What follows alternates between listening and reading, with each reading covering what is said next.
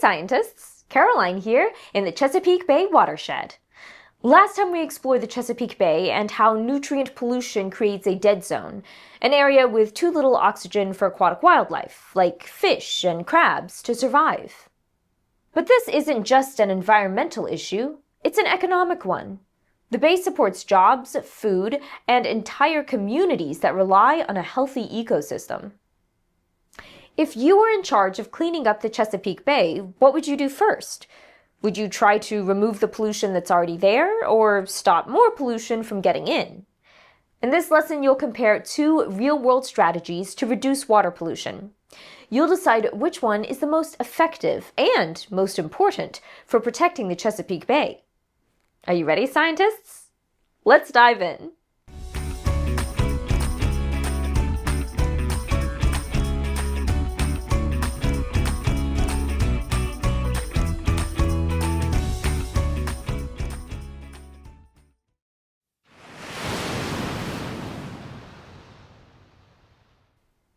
There are two approaches to tackling water pollution: prevention and removal. Prevention is all about using best management practices, public education, and innovative technological solutions to keep pollution from entering the water in the first place. On the other hand, removal, sometimes called treatment, is about finding ways to clean up existing pollution from waterways. We've already covered some ways to prevent water pollution in this course. Can you think of any choices that help prevent pollution from running off into water? Pause the video here to record your thoughts. Believe it or not, your daily choices can help prevent water pollution. Things like using less chemical fertilizer, picking up pet waste, and properly disposing of chemicals can keep harmful substances out of our water. Even where you wash your car or how often you sweep your sidewalk can make a difference. These actions reduce pollutants before they ever reach storm drains or streams. But individual actions alone aren't enough to solve a problem as large as the Chesapeake Bay dead zone. Big problems need big solutions too. That's why we also need large-scale prevention strategies. Cities can install permeable pavement and build rain gardens to stop dirty water from washing into rivers.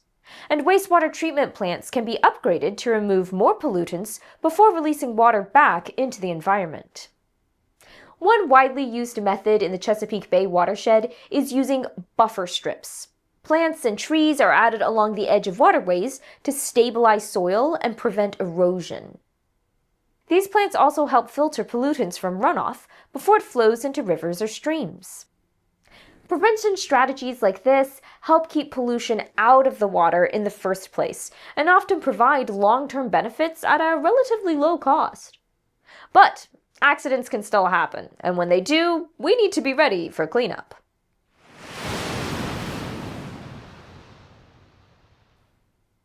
Even with prevention strategies in place, sometimes pollution still finds its way into the water. That's where removal strategies come in. We can dredge toxic sludge off the bottom of a river or lake.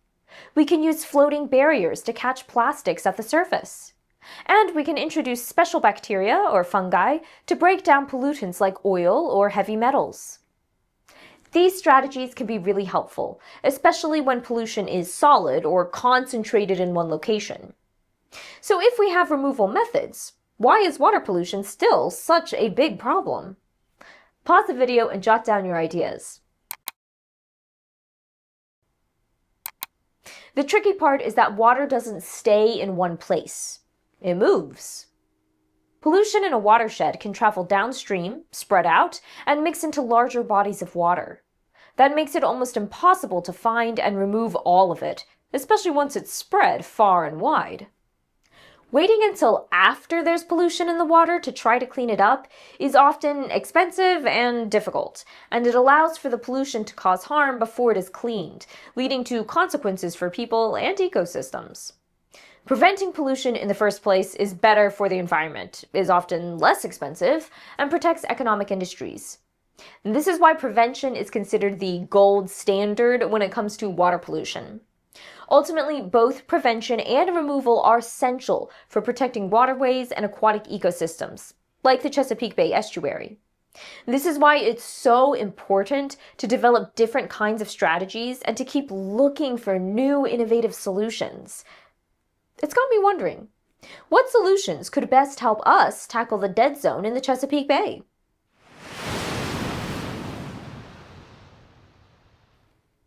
In the Chesapeake Bay estuary, the pollution problem wasn't caused by a one-time accident, like an oil spill. Human activities have changed the landscape in this watershed. Increased urbanization and decreased plants have caused nutrient and sediment pollution to run off and build up in the water, creating a dead zone in the Chesapeake Bay. There's already a pollution problem, but with fewer trees to filter the water and continued agriculture, more pollution is likely to follow. So what's the best move here? Decision makers need to decide if they should focus on removal today or prevention for tomorrow. What challenges do you notice about this situation? Pause the video here to record your thoughts. Using removal methods now might help blue crab populations bounce back more quickly, leading to improved economic impacts. But without better prevention strategies, we could find the same pollution problem again in the future. On the other hand, using methods to prevent future pollution doesn't necessarily help the ecosystem right now, but could lead to longer-lasting clean water conditions in the future. So, how do we decide what methods to use? In your lesson activity, you'll take a close look at two options: planting more cover crops upstream to prevent future pollution runoff, or building more constructed wetlands in the estuary to clean the existing nutrient pollution. First, you'll decide what your primary goal is. Then you'll weigh the benefits and costs of each solution and decide which one best meets your goal. But remember, environmental decisions are complex. Different stakeholders care about different outcomes. Farmers want healthy soil and a manageable workload. Fishers need thriving aquatic life. Local governments manage tight budgets. And the ecosystem itself can't speak, but it depends on you. Is it more important to stop new pollution or clean up what's already causing harm? There's no perfect answer, but through careful analysis, you can decide which solution you think is best for the ecosystem and for the humans who depend on the Chesapeake Bay watershed.